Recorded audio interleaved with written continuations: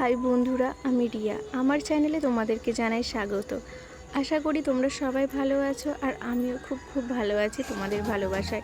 সেদিন গিয়েছিলাম পুজো দিতে, আর আমার পুচকুটাকে রেডি করে দিয়েছি। ওইদিকে বাজনা বাজছে, আর আমার মেয়ে খুব মজা পাচ্ছে, মাঝে মাঝে গা দোলাচ্ছে।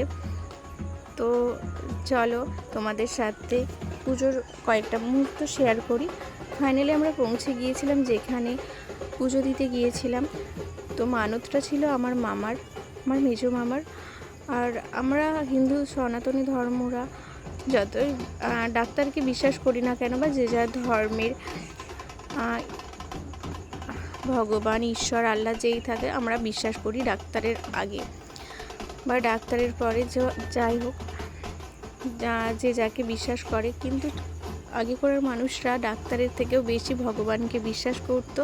আর এই মানতটা করেছিল আমার দিদা।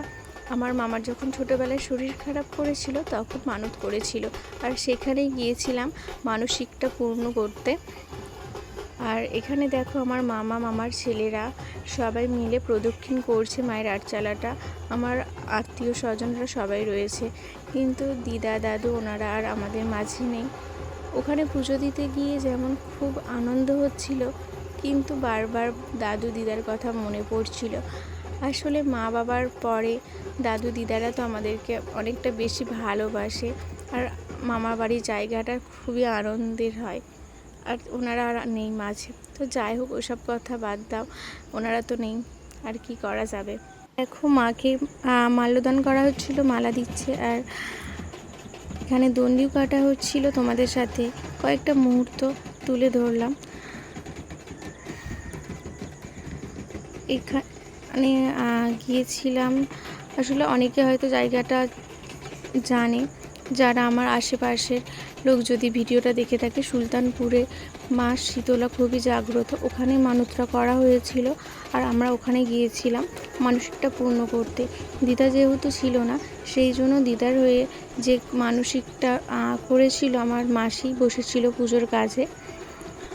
আর এখানে মামা আর বড় মাসি ধুনো পড়ার জন্য বসে পড়েছে। ঠাকুর মশাই ধুনোচুরটা সাজিয়ে মাথায় তুলে দিয়েছে, আর ঠাকুর মশাইরা যারা ছিলেন ধুনো দিচ্ছিলেন, এত জোরে জোরে ধুনোগুলো দিচ্ছিল আগুনের মধ্যে। আমি তো লাস্টে ভিডিও করতে করতে সরিয়ে গিয়েছিলাম, কারণ শাড়ির মধ্যে আগুনের ফুলকিগুলো ছিটকে পড়ছিল, আর সেই জন্য আমি একটু সাইডে হয়ে গেছিলাম, তোমরা বুঝতেই পারছো। তো যাই হোক, আমার ভিডিও যদি ভালো লেগে থাকে অবশ্যই একটু লাইক করে দিও, আর প্লিজ একটু সাপোর্ট করো। আর তোমাদের মাঝে মাঝে একটু লং ভিডিও দেওয়ার চেষ্টা করব, কারণ অনেকেই বলছে যে ওয়াচ টাইম পূর্ণ করার জন্য লং ভিডিও দিতে হবে। সেই জন্য তোমাদের সাথে এই ভিডিওটা ছোট্ট একটা শেয়ার করলাম। আজ এই পর্যন্তই। সবাই ভালো থাকবেন, সুস্থ থাকবেন, আর একটু পাশে থাকবেন। এই পর্যন্তই, বাই।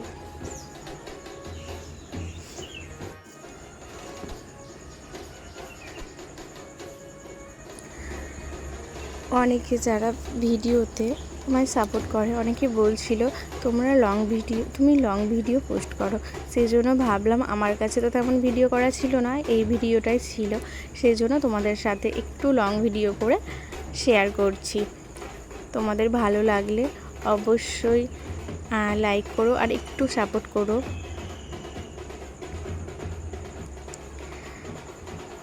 আর কি বলবো, তো আমার ছোট্ট ভিডিওটা আজকে এখানেই শেষ করছি।